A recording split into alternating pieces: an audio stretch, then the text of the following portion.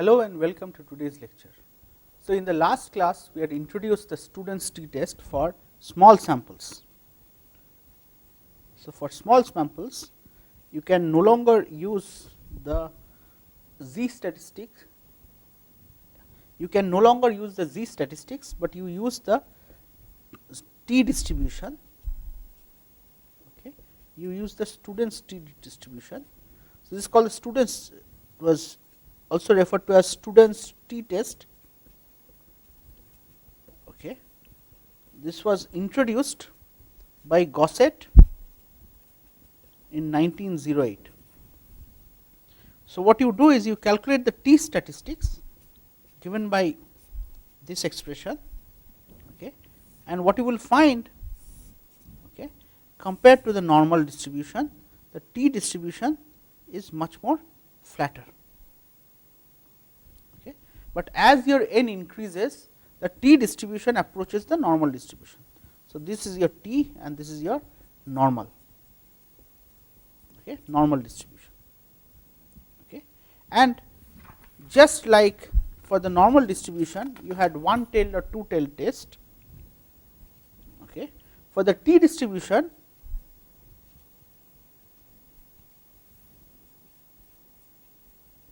also you have either one-tailed or two-tailed test.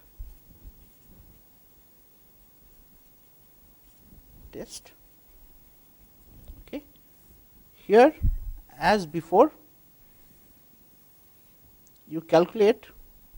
So, this is your t of alpha, where alpha is the area under this curve, okay, and your hypothesis is mu equal to mu naught and H A is mu is greater than mu naught. For the two-tailed test, okay, you have two tails. However, please note for the t table, okay, it only gives for the upper half, which means if I want to calculate this alpha, okay, if this is my alpha prime, let us say, okay, I have to set 2 alpha prime equal to alpha. Okay. So, let us take a sample example. So, let me again assert. So, your t table, okay, t table only provides the values, okay, it only provides the values,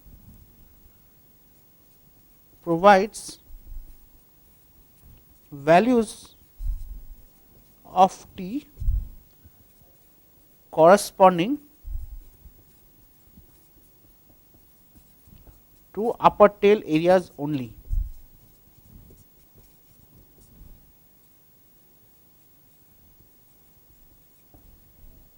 Okay. So, let us take an example to see it. Okay. So, imagine, so it is estimated the average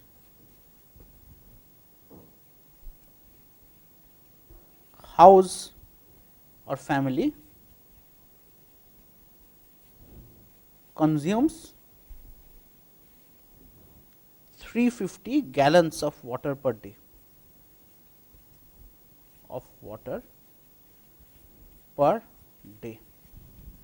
Okay. So, you have taken a sample, a small sample of 20 randomly selected families.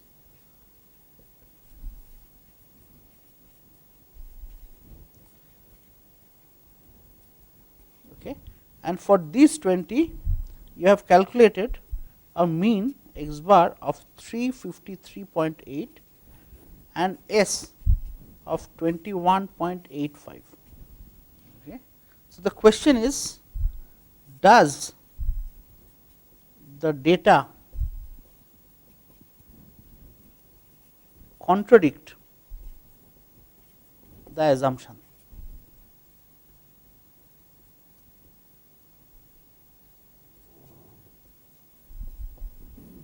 Okay.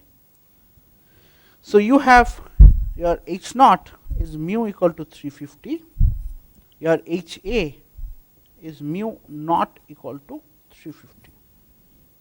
Okay.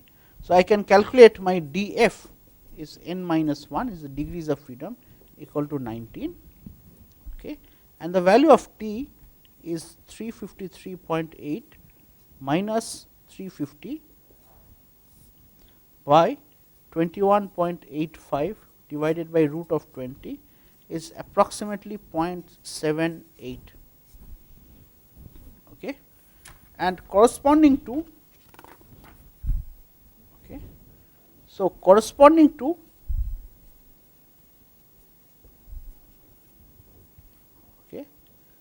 df equal to 19 and alpha equal to 0.05. So, you can find out T of alpha is 1.73. Okay. So, since 0.78 is less than T of alpha, hence I can accept H naught. So, for calculating the p value, I have to write it as 2 of probability of T greater than 0.78. Why this 2? Because I only get the upper tail information from a T table. Okay. So, this comes out to be 0.45. Okay. This again asserts that this difference is not statistically significant. Okay. So, using a T test, I can do population difference, okay, between population means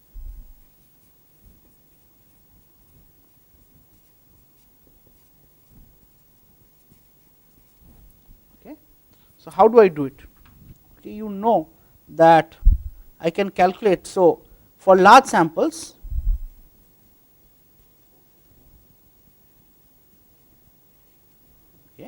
for large samples, you calculate the test statistic as x1 bar minus x2 bar minus of mu1 minus mu2 by root of s1 square by n1 plus s2 square by n2. Now, what is known is this test statistic for small samples does not follow normal distribution.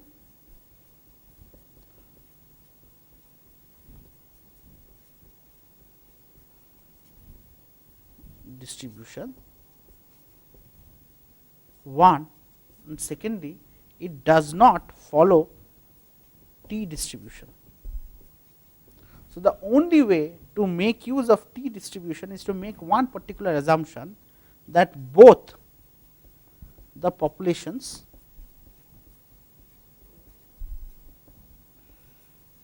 have identical. So, this is the assumption. Assume. So, if you assume that both the populations have identical sigmas, that is sigma 1 equal to sigma 2, okay, then you can calculate the T statistic, okay. In that case, you can calculate the T statistic as x1 bar minus x2 bar, okay, minus of mu1 minus mu2 by root of s square into 1 by n1 plus 1 by n2. Okay. So, because your population standard deviations are same, you assume similar standard deviations for both the samples. Okay. So, this for calculating the T statistic, I need to calculate df and I need to calculate s. Okay. So, how do I do it? So, you estimate the sample standard deviation using the following expression.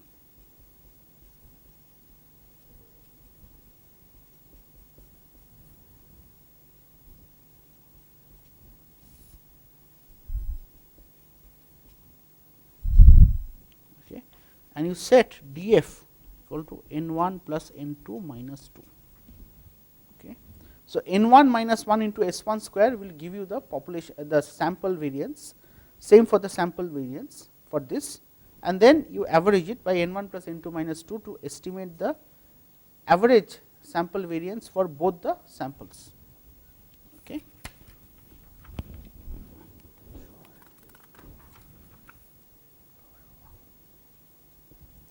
So, let us take an example.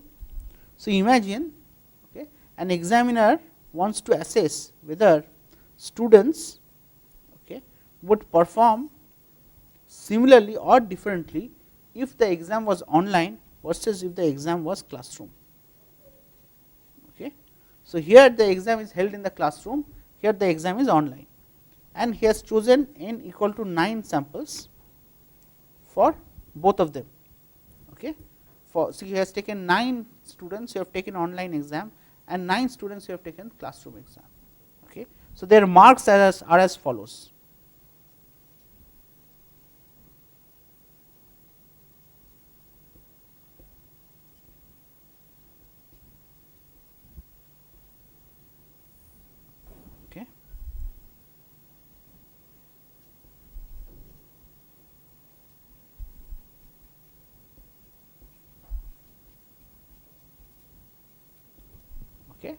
And we want to know whether the performance of students taking the online exam is identical or different than those when they give the classroom exam. So, my null hypothesis is mu1 equal to mu2, and my alternative hypothesis is mu1 let us say greater than mu2. So, we have to what do we assume? We have to assume that populations, that the sampled populations have same variance. So, with this assumption I can calculate. So, for this I can calculate x1 bar as 35.22 and S1 as 4.944. For this population accordingly I can calculate x2 bar as 31.56 and S2 as 4.475. Now, using this expression, you know N1 and N2 both of them are 9 as per this expression. You have calculated S1 and S2. So, you want to calculate S. So, using this expression you will get S square equal to 22.236, and for a significance level of 0.05, for alpha equal to 0.05, you will calculate T of, so S square is 22.236 and T is 1.65. So, this is what you calculate, and for 5%, 0.05% alpha equal to 0.05, you can calculate T of alpha as 1.746. So, what you can clearly see is because this value is less than this value, I cannot reject H naught. So, I cannot reject H naught. So, I need to increase the sample size in order to say anything about whether the performance remains same or it changes.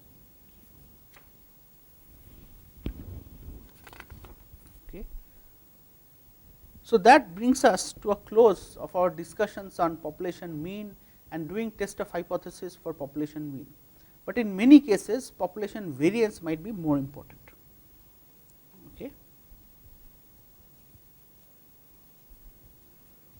Variance is more important.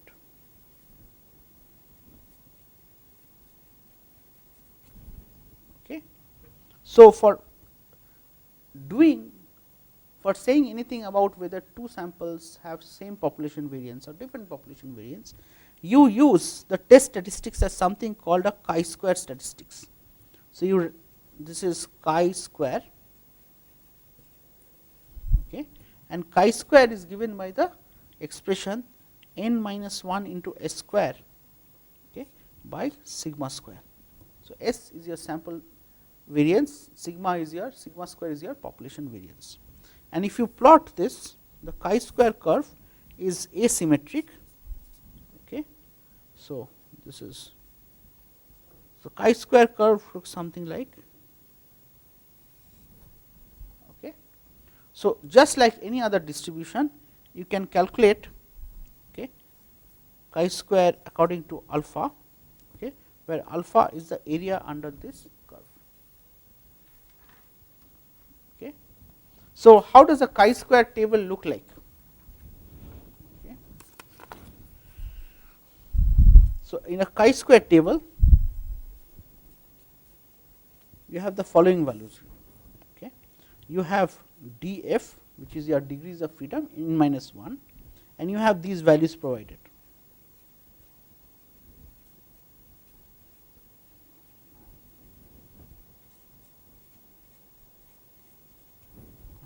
Okay.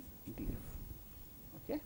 So, if you want to test your population variance is certain value, so you can have your null hypothesis as sigma square equal to sigma naught square, and you calculate the statistics.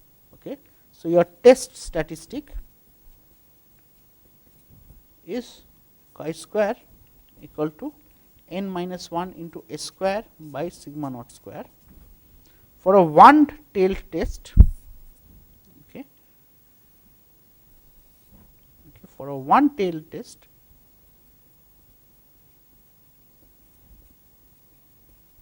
okay, so you have to accept. So, your hypothesis is not true if your chi square is greater than chi square of alpha. Okay. So, this is your rejection zone or rejection criteria. For a two-tailed test,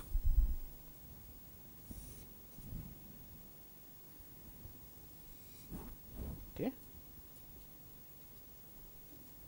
for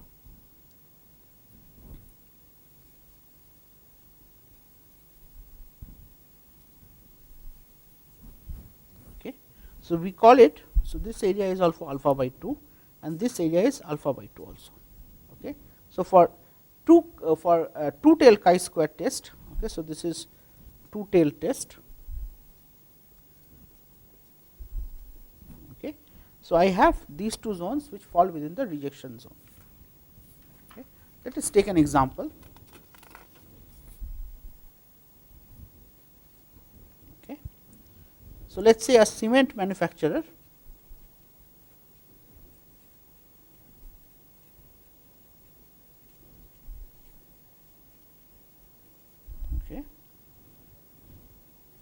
says that average strength of the cement that he makes has a range of 40 kg per centimeter square. Okay. So, to test it, n equal to 10 samples size has been drawn, and based on this you have obtained an x bar value of 312 and an s square value of 195. Okay. So, can we accept the manufacturer's claim?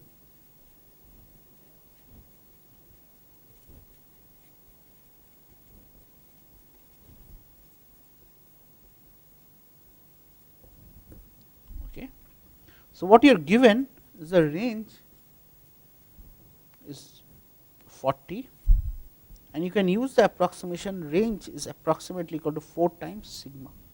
So, this gives you sigma is equal to 10. So, your null hypothesis is sigma square equal to 100, and your alternate hypothesis is sigma square, let us say, greater than 100. Okay. So, you can calculate the chi-square statistics, which is n minus 1 into s square by sigma square, sigma naught square, okay, which is 1755 by 100, you get a value of 17.55. Now, the chi-square for a degree of freedom of 9, okay, so for df equal to 9 and significance of alpha equal to 0.05, if you look up the table, you get a value of 16.919. Okay. So, what you clearly see is this value, chi-square value, is greater than this threshold. So, this would mean that H naught can be rejected.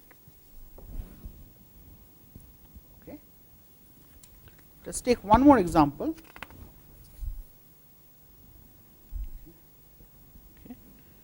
So, a student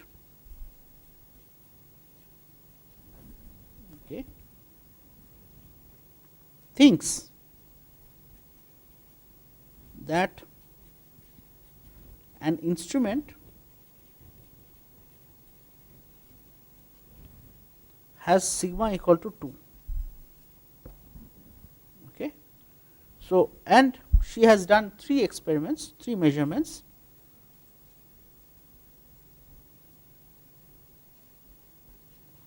which is led to the values of 4.1, 5.2 and 10.2 respectively. Okay. So, can the students assertion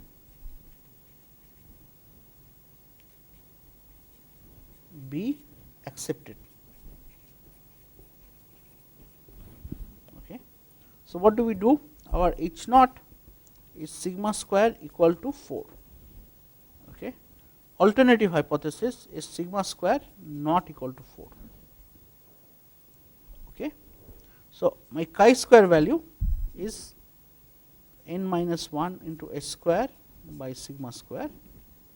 Okay. This gives you 2 into 10.57 is what you calculate the h square, okay, as by 4 is 5.285. Okay. You get a value of 5.285. Okay. So, for df equal to 2, okay, this value 5.285 falls. So, 5.285 falls between chi square 0.1 and chi square 0.05. Okay. Now, since it is a two-tail test, okay,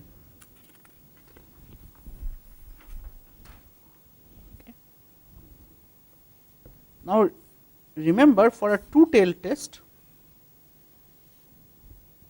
so this area is alpha by 2, this area is alpha by 2. Okay. So, chi square 1 minus alpha by 2 and chi square alpha by 2. Okay. So, I can say that this p value that I calculated, okay, that 0.05 less than half of p value, less than 0.1. Why? Because this value falls within pi square of 0.1 and chi square of 0.25, but this range, so this half is only giving you half of the total p value. So, the total p value ranges between 0.1 and 0.2.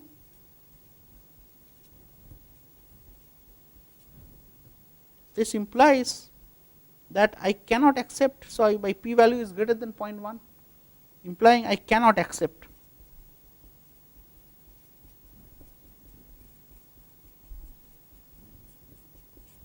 Okay.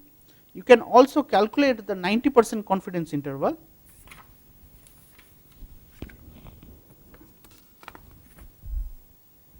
Okay. You can calculate the 90% confidence interval.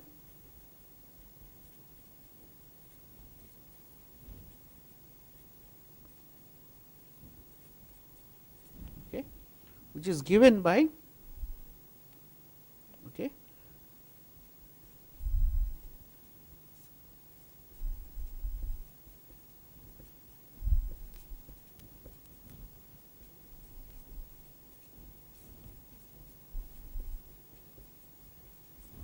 okay.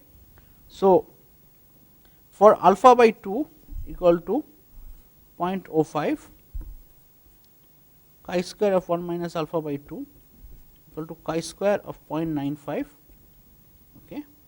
So, for alpha by 2 I can have chi square of alpha by 2 as 5.99, okay, and chi square 1 minus half is chi square of 0.95 equal to 0.1. So, this if I plug in the values here, okay, what I get is a range between, okay, you can plug in the values 2 into 10.57 by 5.99 less than sigma square less than 2 into 10.57 by 0.1.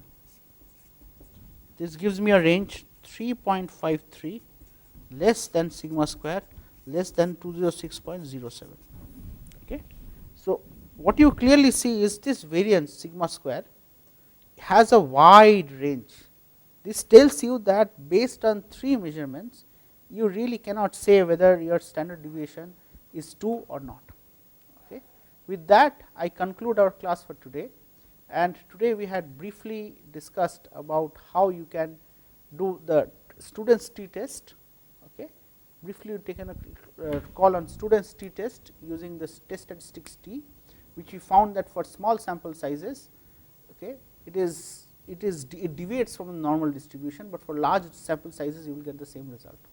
And then towards the later half, we discussed about how we can calculate chi-square statistics to measure population variance. With that, I thank you for your attention.